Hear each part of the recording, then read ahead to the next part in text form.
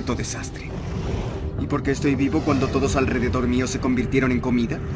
Fue por mis reglas básicas. Cuando un virus ataca, por razones obvias, los primeros en irse son los gordos. Pero cuando la infección se esparce y crece el caos, no basta con correr rápido. Debes conseguir un arma y aprender a usarla. Lo que me lleva a mi regla número 2.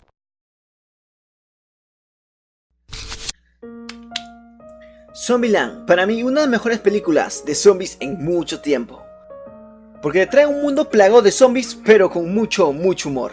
Y por eso muchísimos fans aún la recuerdan. Pues una noticia más esperada y ya confirmada es que Zombieland 2 está muy pronto a este año. Se estrena el 11 de octubre de 2019.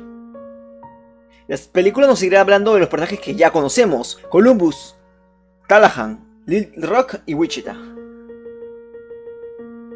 Pues todos los personajes que conocemos volverán a aparecer en esta película.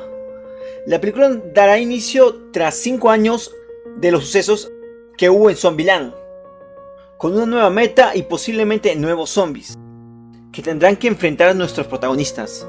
También se mencionó la participación de Bill Murray, pero no está confirmado. No nos queda más que esperar esta super película, que como digo se estrenará el 11 de octubre de este año. Así que muy atentos, Zombieland 2 y más imágenes. Me imagino que estaré poniendo like, suscribiros si te ha gustado la noticia y nos vemos. Un besazo, bye bye.